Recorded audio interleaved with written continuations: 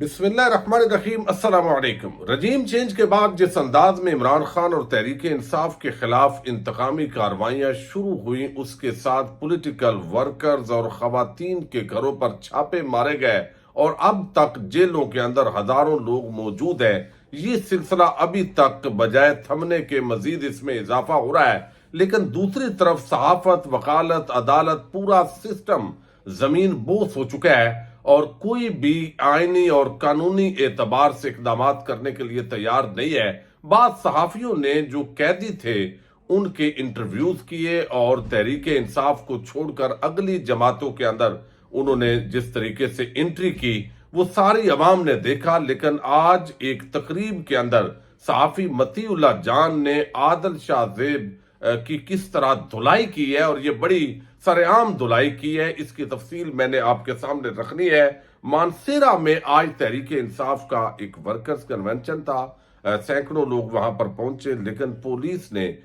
جو سارا اقدامات کیے ہیں وہ کیا صورتحال ہوئی ہے اور ایک دفعہ 144 نافذ کی گئی ہے، اور اب پشاور ہائی کورٹ کا کیوں بڑا امتحان،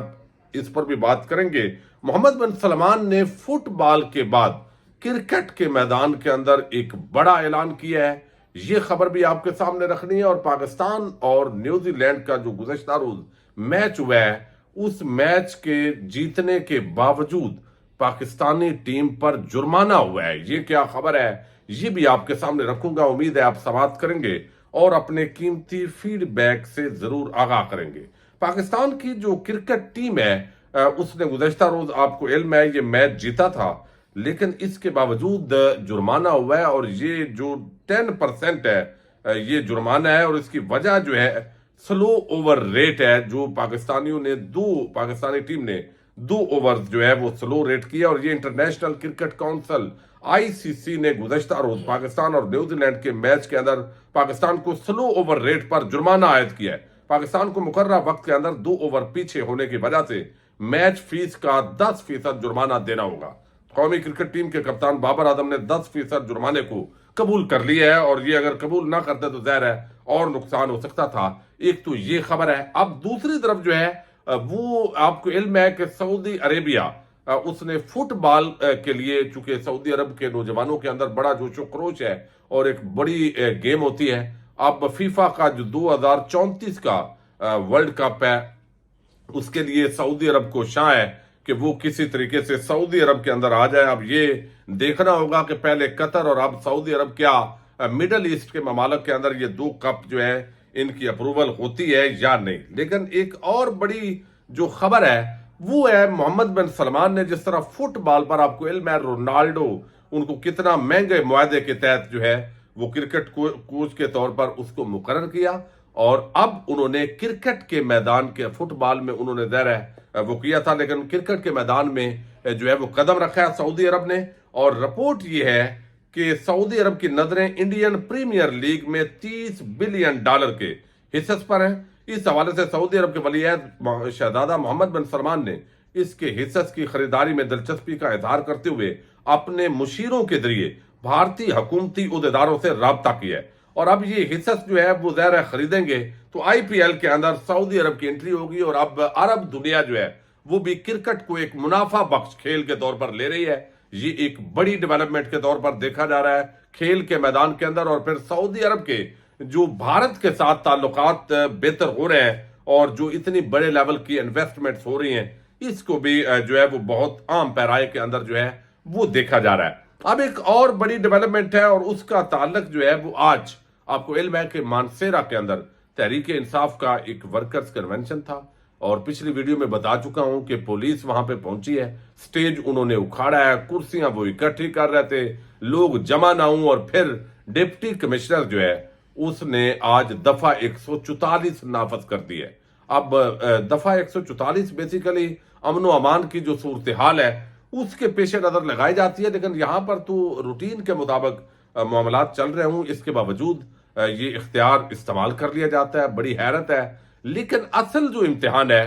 وہ ان عدالتی احکامات کا ہے، یعنی پشاور ہائی کورٹ کے جو پہلے چیف جسٹس تھے انہوں نے اس معاملے پر سخت نوٹس لیا تھا، اور جو مقامی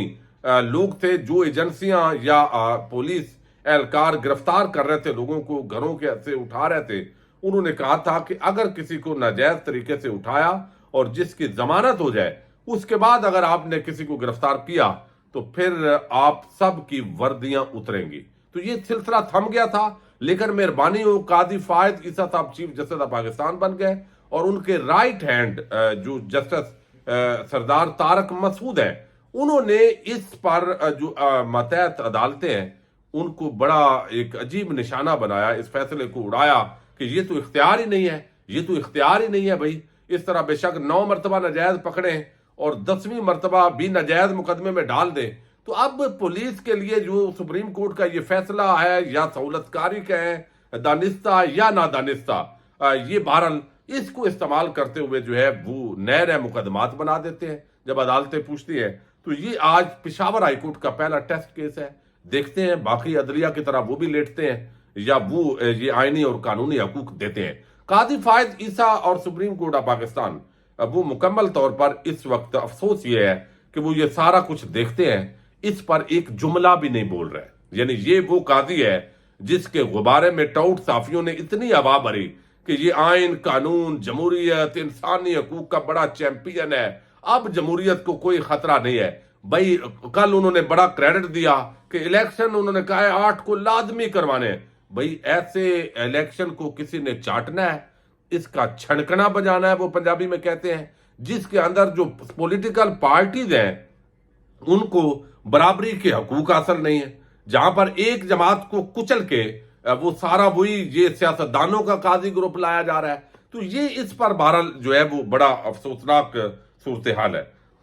اب دوسری طرف جو ہے وہ افغان جو لوگ ہیں, ظاہر ہے ان کا ایشو بھی بہت بڑا ہے. اس کے اندر کچھ کیمپوں کے اندر لوگوں کو رکھا گیا ہے, وہاں سے پولیس نے اور مختلف اداروں پر الزامات بھی بڑے آ رہے ہیں, وہ ساری چیزیں ہیں. لیکن جو چیز آپ کو دکھانی ہے طبقہ ملامتیہ کے ہی ایک عام صحافی نے, عادل شاہ زیب, جن کو ٹاؤٹ کہا جاتا ہے صحافیوں کی زبان کے اندر کہ وہ ٹاؤٹ ہیں کسی کے, اور انہوں نے صداقت عباسی کا ایک انٹرویو کیا, اور پتہ بھی ہے کہ بندے پہ تشدد ہوا ہے یا اس کو اس طرح اغوا کیا گیا ہے. اغوا شدہ بندے کو پروڈیوس کر کے انٹرویو کروا کے کسی اور پارٹی کے اندر شمولیت یا وہ وہاں پہ اعلان کر دے اور پچھلی پارٹی کو برا بلا کہے. تو وہ چند جو ٹاؤٹ لوگ ہیں انہوں نے جو خدمات سر انجام دی ہیں, اس پر ایک ادبی تقریب تھی اسلام آباد کے اندر. وہاں پر انہی کے جو طبقہ ملامتیہ کے صحافی ہیں انہی سے تعلق رکھتے ہیں متی اللہ جان, لیکن کئی مرتبہ متی اللہ جان کو یہ کریڈٹ جاتا ہے کہ وہ اس معاملے کے اندر اڑ جاتے ہیں.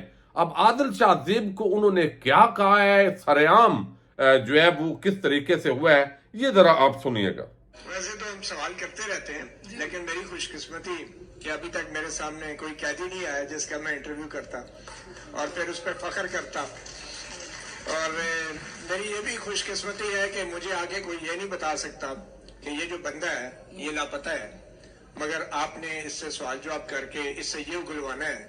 کہ 9 مئی کا جو واقعہ ہوا تھا بہت غلط ہوا تھا اور میں سیاست سے درپردار ہو رہا ہوں. میری خوش قسمتی ہے, میرے خیال میں بطور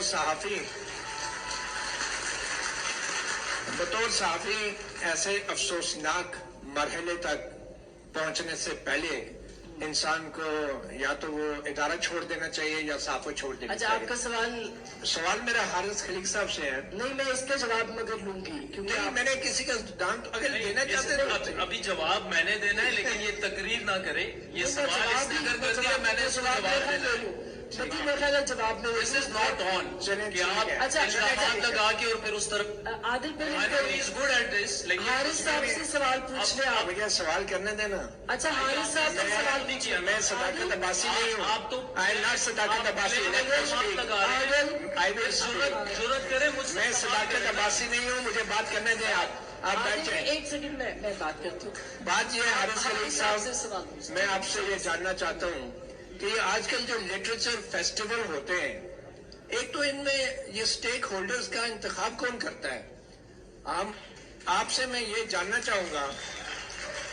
کہ چاہے اکیڈیمیا ہو تو پروفیسر اکیڈیمیا کے جو نمائندہ پروفیسر ہیں وہ این ڈی یو سے آپ بٹھا دیتے ہیں, چاہے صحافی ہو تو صحافیوں کے نمائندہ آپ ان لوگوں کو بٹھا دیتے ہیں کہ جو ایک لاپتہ شخص کے انٹرویو کرتے ہیں. और दूसरी बात, अच्छा मैं आखिर में एक सवाल हारिस खलील साहब, अच्छा मतीउल्लाह मैं साहब, आदिल मतीउल्लाह शाहजेब साहब, से बिल्कुल मैं सवाल करूंगा, लेकिन आपसे एक सवाल है मतीउल्लाह कि साहब, आप मुझे ये बताएं, एक सवाल है वन लाइनर, कायम कि टाइम क्या वक्त के साथ साथ ये जो हमारा डिबेट और डिस्कशन है डेमोक्रेसी के ऊपर, क्या इसका मेयार गिरा है या नहीं, और क्या इसकी वजह ये नहीं है कि जो डिबेट करने वाले लोग हैं वो सारे इंटरेस्टेड पार्टीज हैं और वो लोग हैं जिन्होंने जमहूरियत की जड़ें खोखली की है। अच्छा, ये अब मतीउल्लाह जान ने आदिल शाहजेब जो है उनसे, जो डॉन न्यूज़ पर जिन्होंने इंटरव्यू किया था सदाकत अब्बासी का, और उनके बारे में ज़ाहिर है वो सामने मजमा भी है, सवाल किया है, और इशारतन, और आदिल शाहजेब खान जो है वो बड़े